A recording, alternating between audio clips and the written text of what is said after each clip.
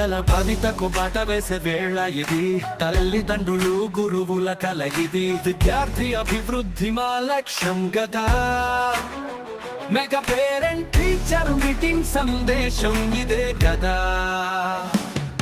Mega parent teacher meeting ఒక ఉత్సవం. మన పిల్లల విజ్ఞాన ప్రస్థానానికి పునాది వంటిది. మనసులు మిళితమై ముందుకు సాగుదాం.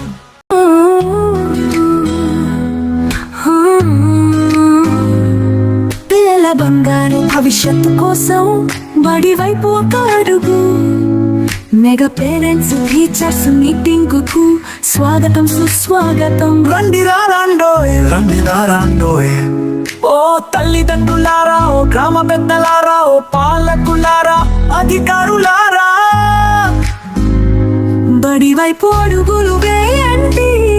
బడి పిల్లలతో కలిసి సందడి చేయండి. మీకిదే సాదర స్వాగతం, ఘన సుస్వాగతం. మా ఆహ్వానాన్ని మన్నించి వచ్చిన పెద్దలు, గ్రామ పెద్దలకి, అలాగే విద్యార్థుల తల్లిదండ్రులకి అందరికీ పేరు పేరున హృదయపూర్వక ధన్యవాదాలు తెలియజేసుకుంటున్నాను.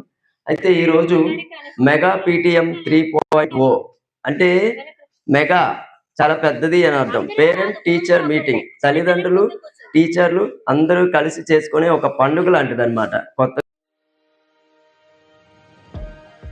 Morning all of you. Hi, I am Raghu. Today we are celebrate Mega PTM 3.0. I am very excited as my parents invited by the headmaster on the occasion. One after the other, my schoolmates performed the different activities. Wonderful performance. Please come.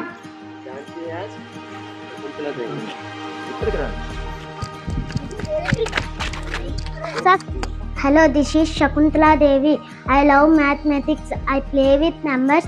My logical thinking commitment. Title me as the human computer.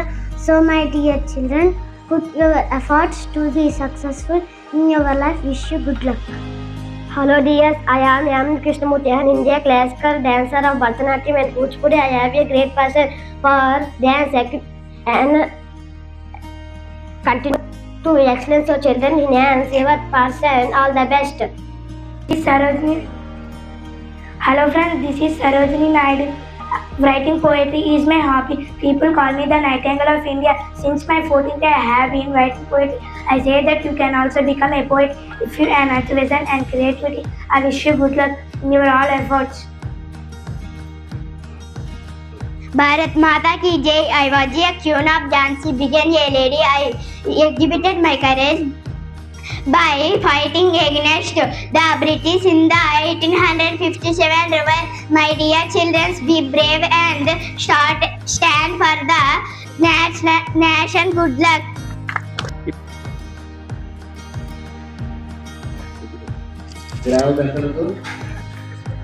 ఆకారం పిల్లల పెద్దలకు, అలాగే గ్రామ పెద్దలకు, school ఉపాధ్యాయులకు అందరికి కూడా mega meeting సంవత్సరానికి 2 సార్లు అవుతుంది. ఎందుకు అవుతుందంటే మన పిల్లలు ఎలా చదువుతున్నారు, వాళ్ళలో లోటుపాట్లు ఏంటి, ఆ ప్రోగ్రామ్ రిపోర్ట్స్ చూసి వాళ్ళు మనం ప్రశ్నించాలి. తర్వాత మనం ఎలా సరిదిద్దుతున్నామో లేదో పిల్లల్ని వాళ్ళు ఎలా చెప్తున్నారు అనేది ఈ 2 డిస్కషన్ చేయాలి. ఫస్ట్ ఏంటంటే ఇది మన గవర్నమెంట్ స్కూల్, ప్రైవేట్ స్కూల్లో ఇంతకు ముందు ఉండేవి అనమాట. ఈ ప్రోగ్రామ్ రిపోర్ట్స్ అన్నిటి తల్లిదండ్రులు పిలిపించి మీటింగ్ పెట్టడం, పిల్లలు ఇలా ఉండట్లేదు ఇలా చెప్పండి అని వాళ్ళు చెప్పడం, మనం ఇలా సరి చేసుకోవడం అనేది ఉండేది.